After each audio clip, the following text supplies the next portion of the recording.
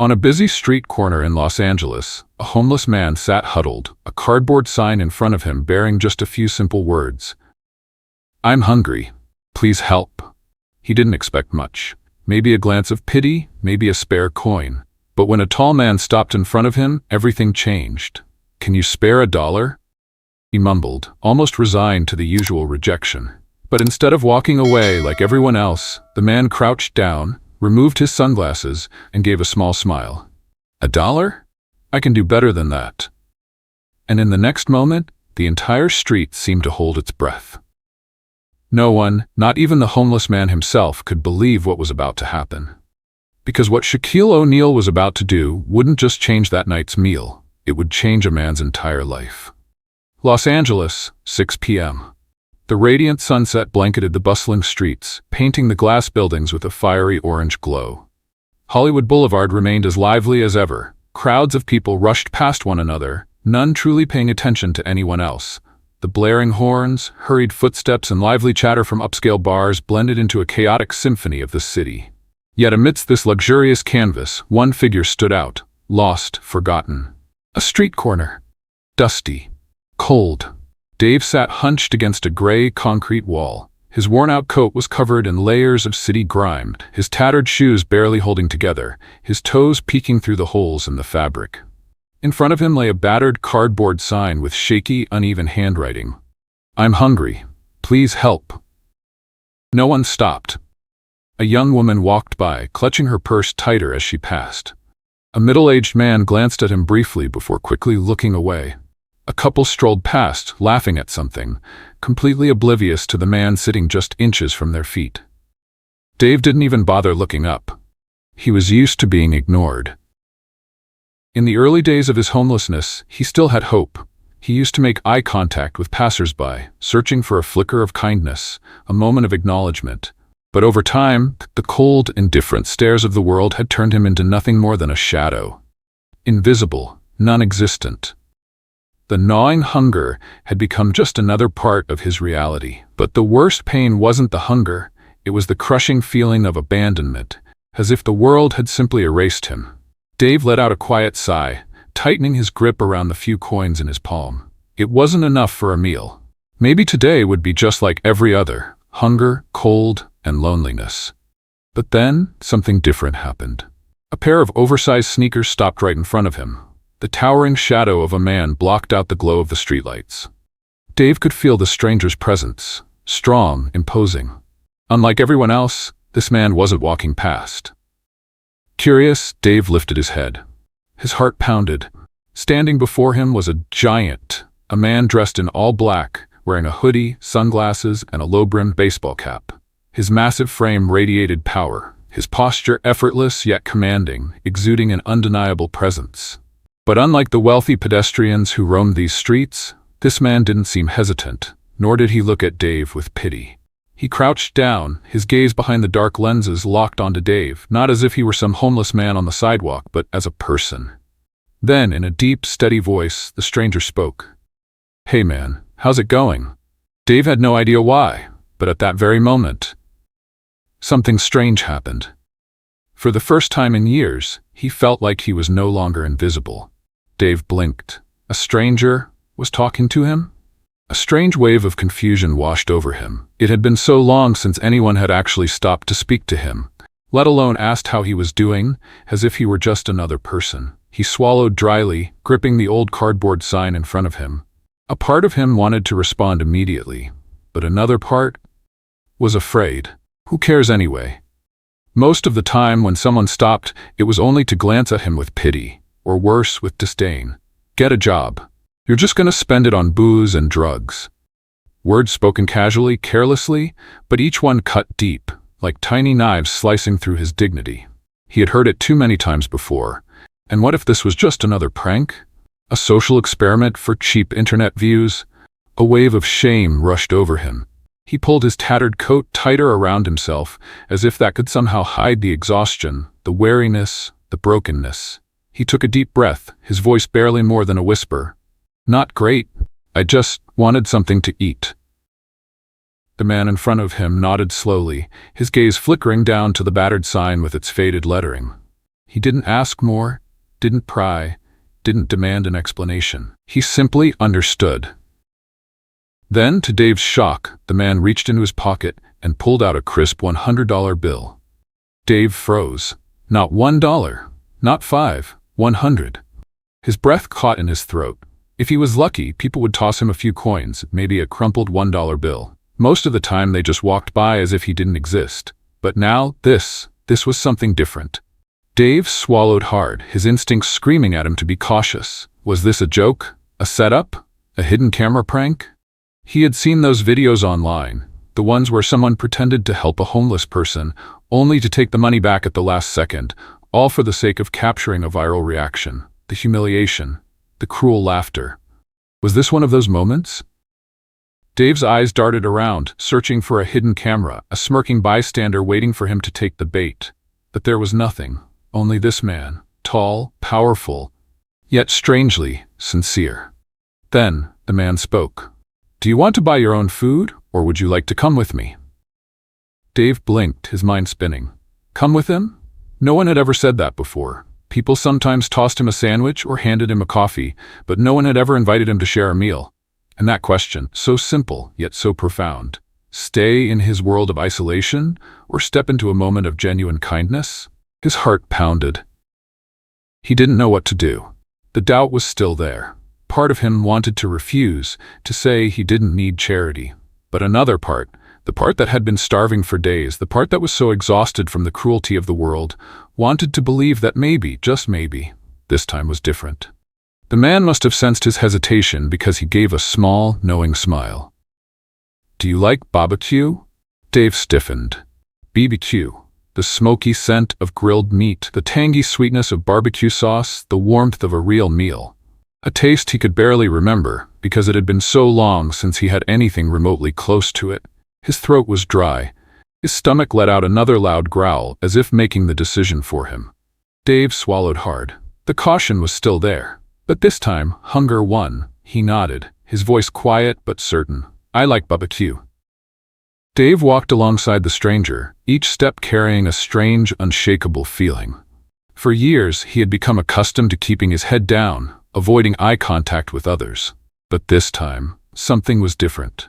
The man walked with ease, with confidence, as if nothing in the world could shake him.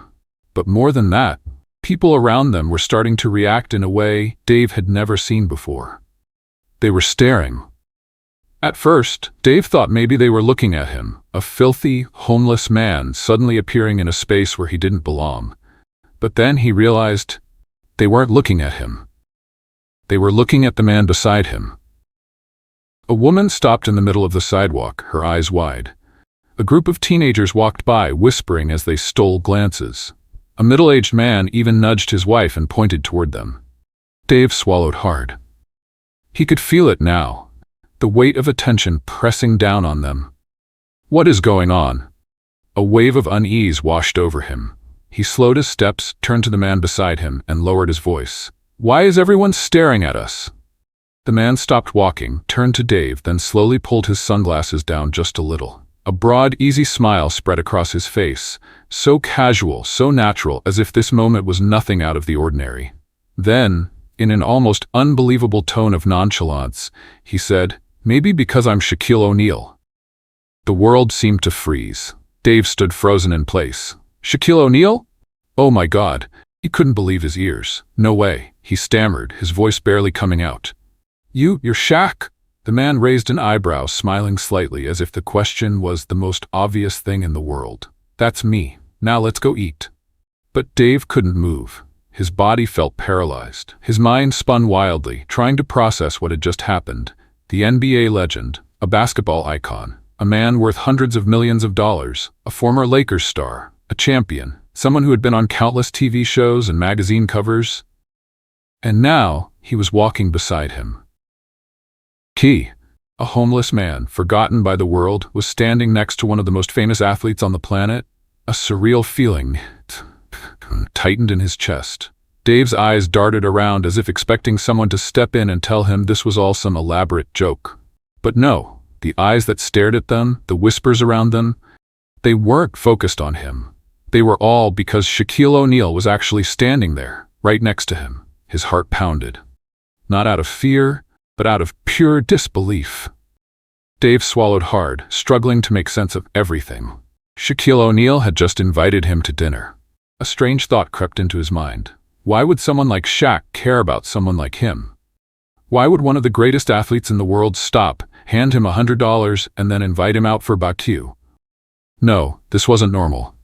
Dave took a deep breath, hesitated, then spoke, his voice almost trembling. Why? Why are you doing this? Shaq tilted his head slightly, his smile unwavering. Because I can. Dave froze. Shaq continued, his tone light but firm. And because I've been where you are. Dave held his breath. For the first time in the entire conversation, he didn't look away. He met Shaq's gaze head-on. Did this man truly understand him? Shaq gave him a light pat on the back, then pointed forward. Come on, man, let's go before the barbecue place runs out of ribs. Dave blinked, still trying to wrap his head around everything. Just moments ago, he had been curled up on the sidewalk, invisible to the world. Now, he was walking beside one of the greatest sports legends of all time. And the strangest part? Shaquille O'Neal didn't treat him like a homeless man. He treated him like a person. That feeling was even bigger than the shock of learning who he was. Dave took a deep breath. He had no idea where this meal would lead. But one thing was certain. This was no longer just another ordinary day. Dave followed Shaq into the barbecue restaurant, the smoky aroma of grilled meat filling the air, mingling with the rich, tangy scent of barbecue sauce. His stomach tightened with hunger. He had never imagined stepping into a place like this, not because he had never eaten barbecue before, but because it had been far too long since he had sat at a table, looked at a menu, and experienced the simple dignity of being treated like a guest, not just a homeless man on the streets. Dave glanced around. No one threw him a condescending look. No employees avoided his presence or whispered behind his back. Maybe it was because of Shaq? Or maybe, for the first time in years, he truly felt like he belonged. Shaq pulled out a chair and sat down as if this were just another casual dinner. He didn't act like he was doing a good deed. He didn't make it awkward or turn it into a moment of charity. He simply invited a friend to eat. Dave picked up the menu, his hands trembling slightly. The words blurred in front of him, not because he couldn't read them, but because for the first time in so many years he had a choice. Not just the choice between starving and eating, but the choice of a real meal. Shaq smiled at him. Order whatever you want. It's on me. Dave took a deep breath, but his throat felt tight. A strange emotion swelled in his chest. Not because of the food, but because of the way Shaq spoke to him. No pity. No condescension. No sense of a wealthy man granting a favor to someone less fortunate. Just one person talking to another person. Dave blinked, swallowed hard. Finally, he pointed at a pulled pork sandwich. A simple choice. A part of him was still afraid that if he picked something too expensive, people would look at him as if he were taking advantage of kindness. But Shaq only nodded, completely unfazed. He looked up at the menu and added more. A large rib platter, mac and cheese, cornbread, and a tall glass of sweet tea. Then he leaned back, folding his arms casually. All right, now, tell me your story. Dave froze. He hadn't expected that. Part of him wanted to lie, to craft a story that sounded more acceptable. That he was just down on his luck, that this was temporary, that he wasn't so different from anyone else. But then, he looked into Shaq's eyes, and he knew he didn't have to pretend. So, he began. No defenses, no embellishments to make it sound more tragic or noble, just the truth. He talked about his days working manual labor jobs, unloading trucks, stacking boxes, taking whatever gig paid enough to survive. He talked about the day he lost his job, not because he did anything wrong, but because the company downsized. And men like him, the ones at the bottom, were always the first to go. He talked about realizing, for the first time, that he couldn't afford rent anymore. How he knocked on the doors of old friends, relatives, hoping for help, only to be met with hesitant apologies, shaken heads. Not because they were cruel, but because they had their own lives to worry about. Then, he talked about the first night he slept on the streets. The cold, the hunger, the fear. At first, he told himself it was just for a day. Then a week, then a month, and then a year passed. And somewhere along the way, he stopped hoping. Because when the world no longer sees you, you start to forget yourself too. Dave fell silent, his hand unconsciously gripping the napkin on the table. Shaq said nothing. He didn't interrupt. He didn't ask the usual questions. Why didn't you find another job? Or, where is your family? He just nodded, slowly, as if every word Dave spoke carried weight. For the first time in years, Dave felt like someone was truly listening. A lump rose in his throat. He didn't know if it was from emotion or simply because he had forgotten what this feeling was like. Shaq leaned back, exhaled thoughtfully, and finally said, "You know, everyone hits rock bottom at some point. The real difference is whether someone is there to pull them back up." Dave let out a small, shaky chuckle. His voice was hoarse. "Not everyone meets a Shaquille O'Neal." Shaq placed his hands on the table, leaning in slightly. His gaze was steady, unwavering, filled with a certainty that Dave had never seen before. "Well, today you did." Dave still felt a lump in his throat as the meal came to an end. For years, he had grown used to eating whatever he could find, shoving scraps of food into his mouth just to survive another day. But today, he hadn't just eaten.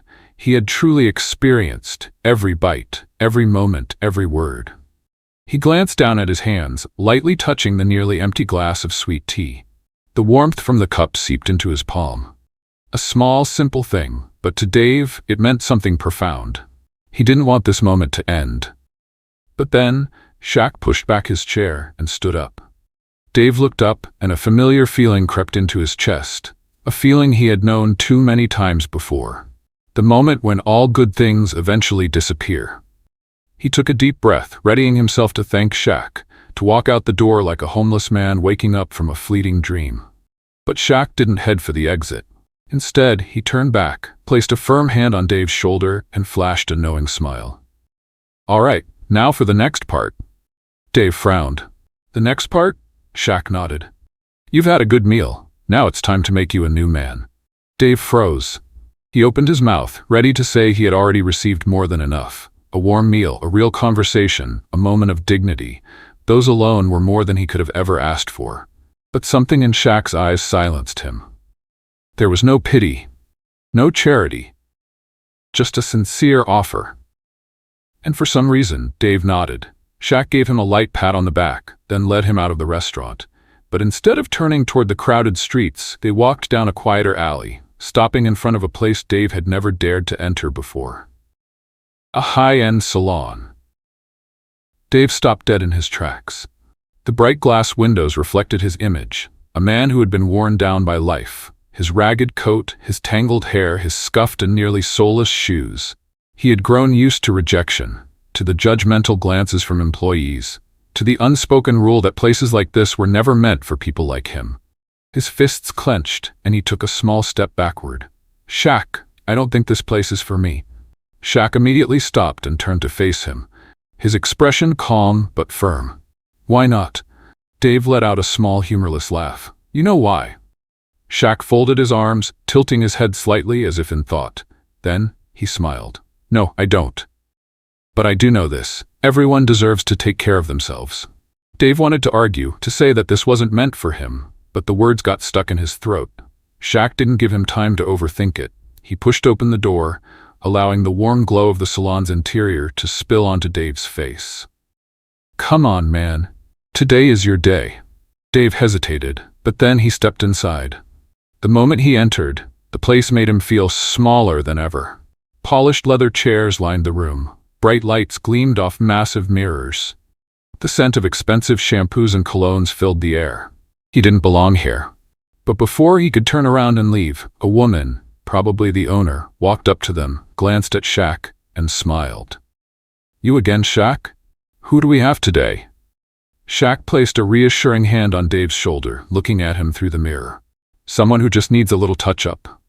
The woman nodded knowingly before turning to Dave. No judgment, no hesitation, just a warm, welcoming smile. "All right then, let's get started." Before Dave could say a word, a stylist pulled out a chair for him, gently tapping the backrest. "Have a seat, man." Dave hesitated, but then he sat down, and when the first snip of scissors echoed in the air, as strands of his unkempt hair fell to the floor, he felt something shift within him. Not just his appearance. but the realization that for the first time in years, he was worth being taken care of. More than an hour later, when Dave stepped out of the salon, he barely recognized himself in the reflection. His hair was neatly trimmed. His scruffy, unshaven face was smooth for the first time in years. For the first time in a long time, he didn't look like a homeless man. He looked like a person. Shaq stood beside him, arms crossed, nodding in approval. "Looking good, my man." Dave turned to him, his lips trembling slightly, not from the cold, from emotion.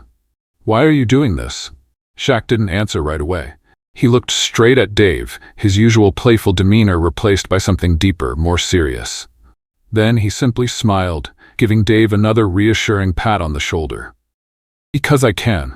He reached into his pocket and pulled out a business card, placing it in Dave's hand. "And because one day, you're going to do the same for someone else." Dave looked down at the card. It wasn't just a gift, it wasn't an act of charity. It was an opportunity.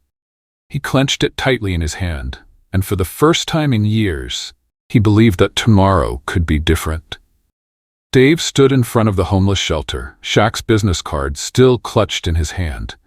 He had thought about throwing it away before. A part of him still feared that this was all just a dream, that the moment he stepped through those doors, everything would disappear.